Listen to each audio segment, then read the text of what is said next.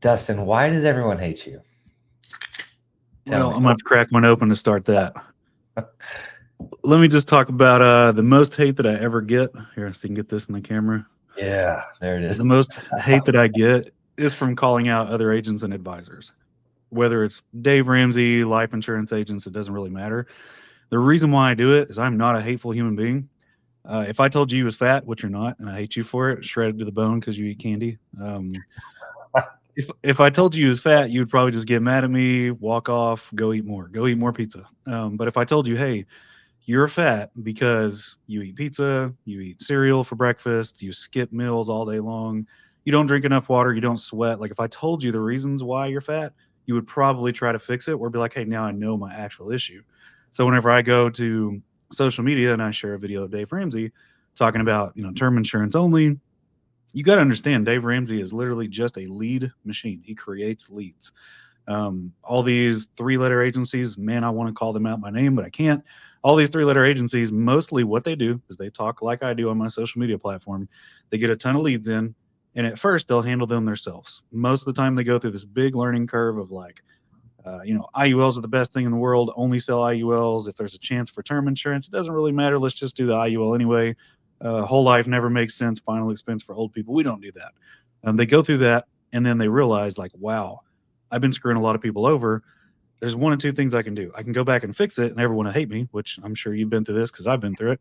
Or number two, you can just start dispersing your leads to other people and kind of like say, I'm hands off, wash my hands of it. The blood's not on my hands. The reason why I know this, one of my marketing partners, Corey Latour, came from probably the biggest MLM structure. And I think he generated like 30,000 leads last year and they closed somewhere around 50% of that. So 15,000 people were closed. And we went back through the business. It was insane. Mm.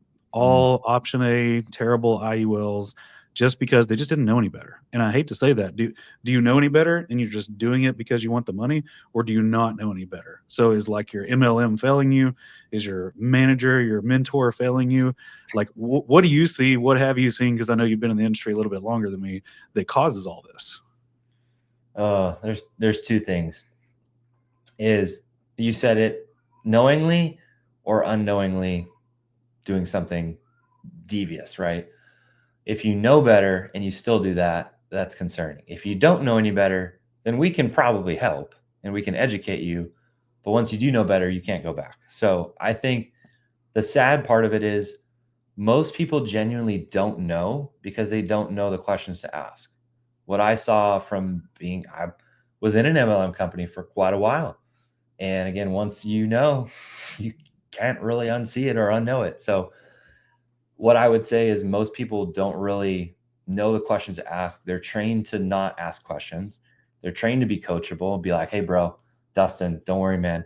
I got your best interests at heart because I override you.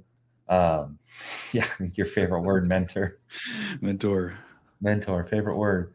But you genuinely think that I have your best interest in mind, and you don't have any reason to not believe that. So you're going to do exactly what I say. Is like, hey, write this type of product, do this express issue. It pays quicker. It gets the client's results quicker. Most people don't know that there's any issue with that until they've been in the business a long enough time to start seeing things, start learning more, start asking questions. And that's what happened to me. Is I was at a certain company for about 2 years, and then I started Doug Andrews, David McKnight, all these other guys. I started just educating myself more of, am I really putting someone in a better situation or am I not? So I think that's where it starts. Is most people don't know because no one gets taught, because they're just told, hey, be coachable, don't ask questions, be in alignment, all those words that we love.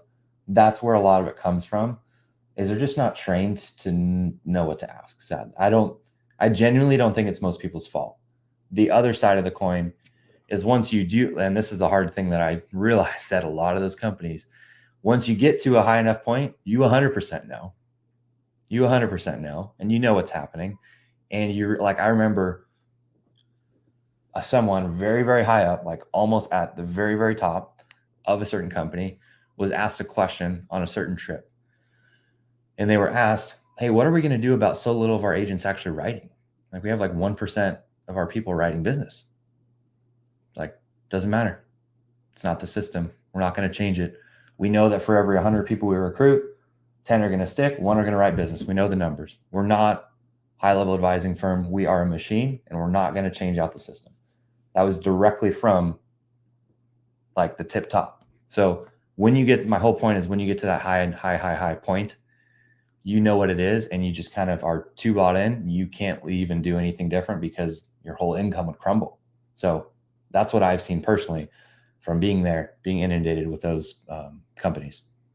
Well, I get about 5 to 10 DMs a month about, agents saying, "Hey, I've been watching your videos. I knew something was wrong when I saw your cash value life insurance as a scam video and I saw how you structured it.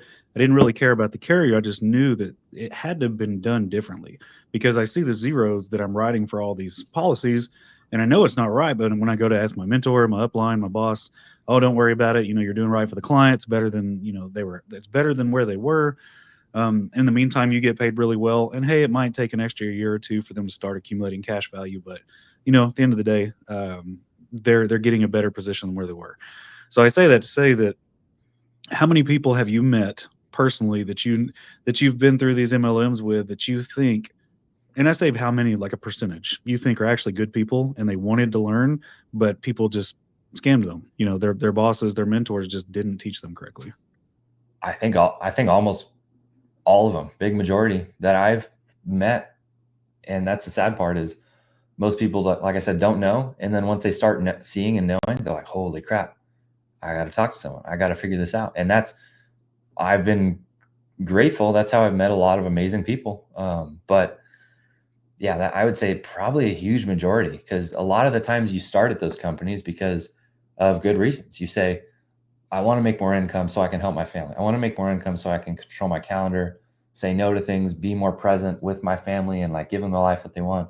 All those things are great, but there's a lot of easier ways to do it, is my point, than just going and talking to your whole warm market. But I do think a lot of those people are amazing people because I've connected with them, have great relationships with them. And yeah, I would say a big majority are amazing people. Got it. So we talked about the reason why people hate me is because I just call people out. I just say how it is. And then number two, we wanted to talk about just the state of financial services, life insurance, advisory firms. So what's one thing that you think would just fix the entire marketplace? If we were just to say every MLM needs to adopt this one thing, it would either fix the entire industry itself or it would fix the issue of people not being able to sell. Oh, well, people know how low of a percentage you need to pass the test, right? 70, I think. We cover that. So in California, it's a 60. Oh, These get degrees, baby. So part of this is the barrier to entry in this industry is so low. so low. That's I think a huge issue, where literally someone coming off the street could like pass the test, probably just start writing insurance, which again, if we're talking about people's financial future, which is what a lot of insurance is tied to, is like retirement planning, making sure people are set in the future and making sure you're efficient with your money. You probably need to have some more restrictions, regulations, training than just passing a test and not knowing what you're doing. Sadly, the test has no practical applications for what you're going to do in the business, which is where I think stuff gets messed up. Is people take the test, and I even remember this being told to me, take the test, don't worry about it, you're never going to need it. Okay, that's interesting. People start getting trained from those companies because they rely on their company to train them. So it's a double-edged sword. Is I think the barrier to entry needs to be higher, and the companies need to make sure that they're actually staying up to date with proper planning principles, and there needs to be some checks and balances there. Because I mean, if you have a big enough company and you're teaching bad practices at scale to 40, 50,000, 100,000 people, that's exponential. If each of those people are sitting with 500 people a year, I mean, holy cow, like the impact is huge. So I think it's barrier to entry needs to be higher. Then there needs to be some regulation on the planning and practices done at companies and taught at companies. I think those two things would be hugely helpful.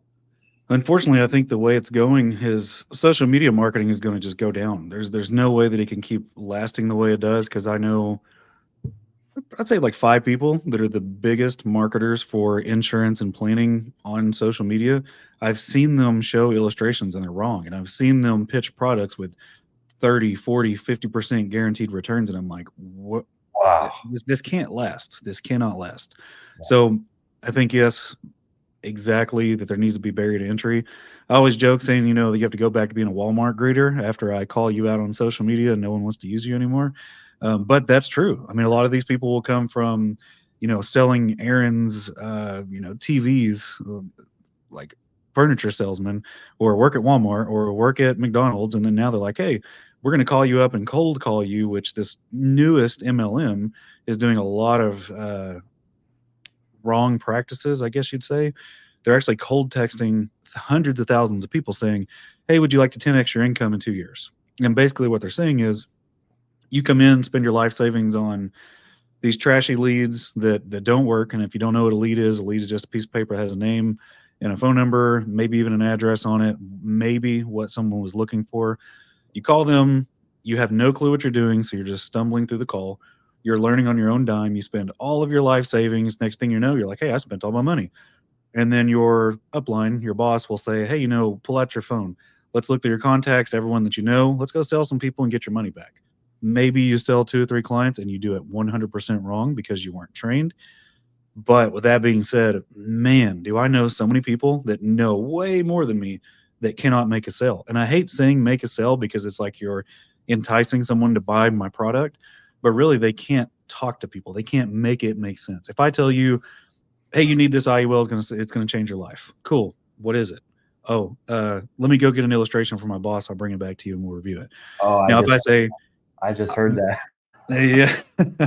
So, but if I say, hey, you have a 401k, it's projected to be worth 700,000 by the time you retire, but you're maxed out of a Roth IRA, you can't do that.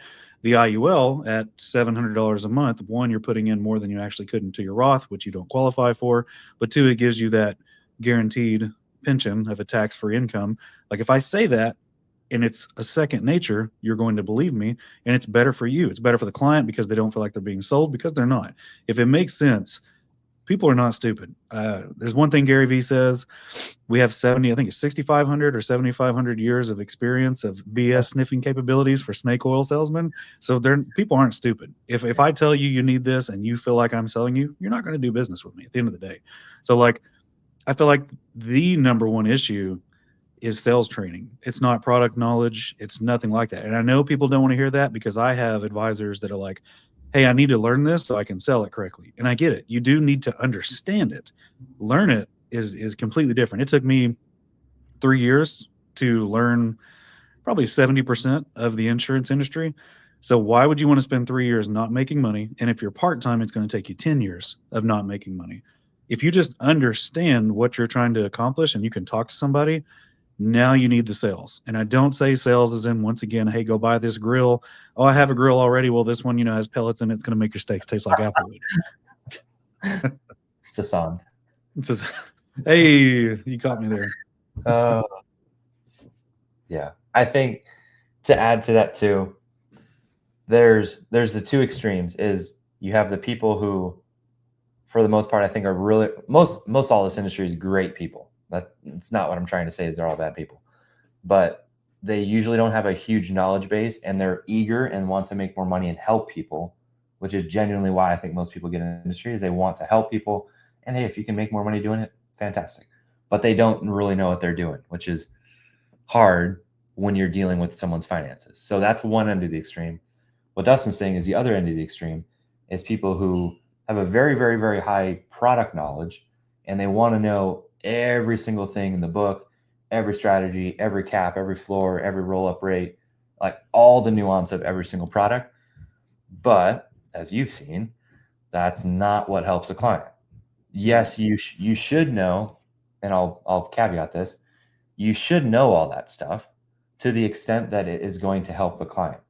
Meaning like you need to know enough to say, hey, with all the different products and all the different companies and things that I have, what is going to put this person in the best situation?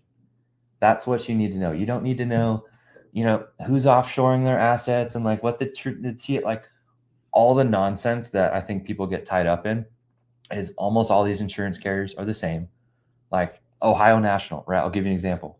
Ohio National, I just was watching Bobby Samuelson yesterday. Love that guy. He was talking about everyone used Ohio National back in the day because it was a great whole life company, mutual company. Guess what? They demutualized because they had a bad block of business of variable annuities that started eating into their company profits. So again, we know most mutual companies are fantastic, but you can only do so much. You can say, hey, we're going to use this company. It's Ohio National. It's great. But some things happen. Like, you're not going to know all the things to make things perfect, which I think is where people get paralyzed, and they don't ever help a client and they don't ever do anything because they're so tied up. It's like the whole people who go to school for the rest of their life. Like, yes, you should learn, but it's because they're scared to actually go do something. Yeah. They just want to learn and learn and learn and learn and learn. And guess what? There's no risk when you're learning. That's it. And you step out and you start putting your face out there like you have. You start taking all the heat, taking all the hate. That's where you actually start doing and helping people, but they're just scared to do that, is the reality. So that's my tangent on that. Is I think there's not so educated people, then there's the very educated people, which know way more than you and I, but they've never helped anyone because they won't put themselves out there to actually do that. And they don't know how to help people make decisions, which is kind of what we do. Yeah. I mean, at the end of the day, what does Andy Frisella say? That if you have a teacher in college who's teaching business and they've been teaching business for 30 years and never have owned a business, how much of their information should you take as fact versus like Andy Frisella himself? Dude has a high school degree and now he's worth hundreds of millions of dollars. He's got $1 billion company. So who do you listen to? Do you listen to the person that's actually done it? Which there's a caveat to this. We just talked about it. If someone has done it and they are making a lot of sales and they are your upline, you still have to look and say, what are they doing? How are they making money? Where are the sales coming from? Are they screwing people? So you still have to have a little bit of product knowledge to know what the person is doing. But at the end of the day, it does not take long. If you follow somebody like me who just constantly calls people out, I think in a week, you'd be able to look at your boss and say, hey, is he doing it correctly? Is he doing it right? Is he taking care of clients? And then you bring up a good point. I wanted to talk about fiduciaries because a lot of people say mutual company, and then also, hey, fiduciary. I need someone who legally has to do what's right by me. I always tell people, hey, yeah, fiduciaries are great, but let me tell you, I know a bunch of fiduciaries that know 4 buckets. They know these 4 buckets, and if you fit into one of them, that's their fiduciary duty, is to make sure you fit into that bucket. Now, a true fiduciary knows everything. They know the entire market, they know all the products, they know all the tax strategies. Now they can be a fiduciary. I can't tell you, maybe 2, and we know one of them together, a mutual friend that knows just about everything there is to know. But then once again, analysis paralysis. This person can know everything in the book. You meet up on 20 meetings with the person and nothing got resolved. And now you could have made money somewhere else. You could have started your plan a year or 2 years ago and you didn't. So what's your overall thoughts on fiduciaries versus just using somebody who you trust? Wow. Perfect timing, because I just was watching a podcast yesterday where they talked on this. It was a panel. Bobby Samuelson was on it, talking to a bunch of other advisors, annuity guys, life insurance guys. The way he puts it is, he's like, it's very concerning when someone's a fiduciary and does not use annuities and life insurance. It's very concerning, meaning that they're probably being a fiduciary to the best that their license is allowing them to. But just because that's all their license allows them to do, there's a lot of things that you could still do to put yourself in a better situation. So they are doing the best they can with the limited little bucket that they have. But again, if you look at data, actuarial data, products, a lot of people have been in the industry a long time. There's the 3 or 4 buckets. You got annuities, life insurance, and managed money and equities. Like, those 3 things need to be in place for a retirement plan. And I think that's where we differ a lot from, life insurance agents or the financial advisors, where financial advisors just say, all your money needs to be in the market, put it in bonds. Like, annuities are trash, life insurance is trash, everything else is trash. Put your money with me. That's one extreme. The other extreme is the people who are like, fund this life insurance instead of your 401k. It's going to be the replacement. You're like, what? What are you talking about? So the truth is always in the middle, which I feel like we do a pretty good job of. To give you an example, I had a client that we met with yesterday. We've been talking to for a couple of meetings now. They got a big bonus. Doing great. They got a big bonus from work, trying to figure out where to put it. They're like, hey, I'm examining this life insurance stuff, examining annuity. I want to just know stuff. I'm like, okay, cool. And I just ran her through some numbers. I said, hey, if you had talked to some other person, they probably would have just jammed this 300K straight into an annuity, but you're 40 years old. Like, I have a very hard time doing that to someone because I know how much money that could grow. So I told him, I said, hey, you guys are at the point right now where you probably need to have a base of life insurance and figuring out how much monthly you want to contribute there. And then the rest should just go into like brokerage accounts and other things. So like figure out what that monthly is. That's going to be the base of life insurance for you. That's going to create leverage in the future for you. But that's the hard part is most agents are just like, hey, let's jam it all in this one place where we literally tell them, hey, you should do life insurance, but you should go do this other stuff. You should do all that, not one or the other, which I think is where we differ. And people think when they read the comments on your post, they're like, oh, but a Roth would grow more. You're like, yeah, it would. And they never say anything back. Yep. They never say I always say it's net worth over net spendable income. So whenever they see a comment saying, oh, a Roth and a compound calculator be worth 1 million versus your piddly life insurance would be worth 350,000. Cool. You are 100% correct. Guess what? Can't touch that Roth till you're 60. Guess what? $40,000 a year. Guess what? Could run out of money. Or take the 350, take $30,000 a year. It's less. You have access to it before you turn 60. It doubles as a life insurance policy, like all these different things that people are just not reading. They're going in and they're like, hey, I'm smarter than you. I even had a private equity video I put out yesterday, I believe, where everybody's like, oh, this isn't all private equity. You shouldn't talk like this. I'm like, well, duh, if I told you the S&P 500 returned 9% over the last 30 years, but ABC stock tanked the first year and dropped off the books, or ABC stock, the Medallion Fund, has returned 70%. Like there's all these different stocks, bonds, cryptos. If I was to compare every crypto together, that'd be the dumbest thing in the world. Bitcoin to Shiba 2.0, like it just tanked. So to tell me that private equity is not safe and that not all private equity, it's common sense. It's a dumb moment. So whenever someone comments like that, I really want to block them or say a lot of dirty comments, like just rip them in half. But at the end of the day, what I found for anyone who's trying to do social media marketing, most of your leads will come through your comments. If you go through and you answer comments with actual answers, you'll find out 6 months later, a year later, you have 500 likes on one of your comments, and that will create leads. So not to get on a lead tangent, not to get on social media market tangent, but you can't take everything that you hear. You got to take it with a grain of salt. You have to. Yeah. I think that goes back to how we wanted to tie this up, which I think the whole goal that you had for yourself when you got in the industry was you're like, hey, this is really cool. I do want to do this, but I want to educate myself. I want to make sure you know what you're doing, so you're helping clients. And that's really what I think Dustin's goal is collectively when he's doing what he's doing, calling people out, getting a lot of this hate, is because he wants, number one, clients to be educated so they're not making bad financial decisions, which we see. I mean, how many zero, like fat 10-year zero policies do you get on a daily basis? Is like a couple? At least 5 a month, but just Yeah. 10 zeros. Yeah. So the reason he still talks about this is because it's still a problem.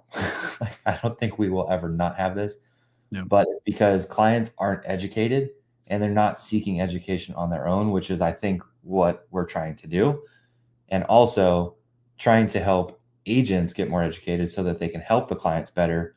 Know that not all one size fits all client programs are okay. You want to make sure you're actually diversifying and using different things for different people. So equities aren't bad. Life insurance isn't bad. Annuities aren't bad. Advisors aren't bad. It's just you have to figure out what the blend is for you. And everyone tries to be like, oh, this is your square peg. Like, let's put it right there. They don't look at anything else. So, Whenever we say it depends, I think we say it because it really does depend. But when you say it depends, you actually have to have a knowledge base. If I say, hey, it depends, you may want an IUL. Now I have to tell you why you may want it and why it may make sense for you and it may not. But if I tell you, yeah, you need this, it's really easy. I can make a sell that's just transactional. Hey, you need this, let's get it done. I make my commission. 12 months later, you charge back, but I didn't get a charge back because I got paid, blah, blah, blah. So to say it depends is not a cop out. It's like, hey, I'm telling you that maybe you need this, maybe you don't. As far as like life insurance goes, as far as the investment sides goes, as far as your 401k, there is, and I love David McKnight for this. I know you do too. His book, The Power of Zero, if you haven't read it, you should read it, whether you're a client, whether you're an advisor. He basically, like a whole nutshell, he says, hey, if you have brokerage accounts, 401k, 403b, whatever, cash value life insurance, Roth IRA, if you put so much into these buckets, when you retire, you pay nothing to Uncle Sam, no matter what. Social Security, if it's still around, it's not taxable. So that book is basically how I started out completely. And because of that, and I know people get tired of hearing this stat, whenever I first started and I took in hundreds of people over the first couple months, when my social media kind of took off, I turned down 96% of clients because they wanted the IUL that I made the video on. I'm like, hey, you don't need this. You have $600 a month and you want to put 500 into this? No way. Or hey, you have $1,000 a month and you want to put 300 in for you, 300 for your husband, 100 for your kid. It doesn't make sense. You don't need to do this. Now I'm telling you, you don't need to do this, but whenever you go down the road and you pick ABC agent and they say, yeah, you need this, know that I told you you did not need this. It was for a reason. I could go make, what is that, 700 times, I could make $9,000 off of you today. But instead, I chose to tell you, go do something else. Go do something where people don't make money off of you, blah, blah. Yeah, I don't know what your thoughts are on that. Yeah, it's very hard to find people who you can trust. And I hate to use the word, I'm not even going to use the T word, transparent, but like it's the more people talk about that stuff, there's usually something behind the scenes. But the one thing I'll just wrap up with that I think Dustin said a second ago of how we always say it depends. Lane Norton, you know who he is? He's the fitness guy. I was going to say fitness, yeah. He's a PhD in, I believe, nutrition, but he does what you do for the fitness industry, and it's great. He makes all these funny videos. Oh, he's the bald guy. Yeah. Yeah. No, big GH head. No, that's Israel. Okay. That's Israel. Anyways, but he calls out a lot of nonsense in the fitness space, is my point. But he says that the more sure a person is with their advice, generally, they don't know what they're talking about. The more vague and unsure someone is in their advice, they usually know more, because what's the Dunning-Kruger effect? The more you know you don't know. Mm-hmm. So that's what is usually funny, is a lot of times when we sit with people, we're like, man, I don't know. Like, you could do this, you could do this. There's a lot of things to consider. And people are like, I just want to be told. I'm like, it's not what I'm here for. So that's what I think of when you told me, hey, it depends. Nice. I like that. I've never thought of it that way, but there's plenty of times where I'm like, I probably know one of the best routes for this person. And they're going to ask me, hey, is this the best thing for me? And I'll say, hey, based on how much you have in your 401k, based on how much you have in your house, based on how much you have in your 2 rental properties, your Airbnb, this is the only place you could really put your money in and grow tax-free. So do you need it? Maybe not. Do you want it? Yes. Do I think it's good for you? Yes. So I've been very unsure, and that really, it kind of sums it all up for me. Mm-hmm. Nice. So like, we kind of talked about agents, advisors, how they're either really far left or really far right, kind of like politically, you have the bird, you have left wing, right wing. So you either have like all managed money, all bonds, or all life insurance, and people who manage money are evil. So what would you say to people, and I know this is going to sound corny to everyone that's listening, what would you say to people that are actually looking for, hey, I don't know much, but I want to get into the industry, or I want to get into advanced markets and retirement planning, but I don't want to choose the wrong person again. I don't want the wrong upline advisor selling products to people, to my people that they don't need. Yeah. Do you mean more like agents trying to do this stuff, or more for clients? Yeah, agents that are just trying to get out of the norm. What do they do? I mean, you got to find someone who's just going to have a candid conversation with you, because in my opinion, most people who try to do this business, they shouldn't do this business. Like if I told you that you're going to have to do this for a year, make probably very little money, like hate your life, do all this stuff, do a lot of things you don't want to do for a whole year to potentially like have a job, I mean, that's a reality that most people aren't okay with. So I'm not a person that says, hey, you're going to make $100,000 a month if you come up. Like, I'm more of a person of, hey, are we trying to do the same things? Are we trying to have high level conversations with high level advisors, teach you how to actually think for yourself? If someone is on the same page with wanting to do the same things, wanting to do advanced markets, and wanting to learn how to better themselves to put clients in a better situation and have a very high standard, then we can have a conversation. But my whole point is that is not where most people come into this industry from. They're usually like, hey, I need to make some money. Let's do final expense. Let's do quick sales. that's nothing we want to touch with the 10-foot pole. We want to have high level conversations, teach people to think for themselves. And most people sadly don't know how to do that. Like in grad school, they told us that in undergrad, you learn how to study for the test.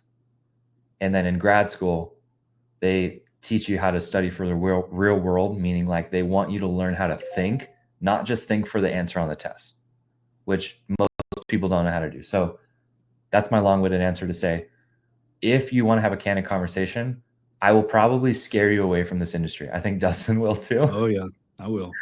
But if we don't, then there's probably some serious stuff that we can help with. Like Sasan, like you could talk a little bit about him. I love that guy to death. But that was just because we had a guy who was wanting to learn how to do it the right way, was tired of what his agency was doing and lying to people.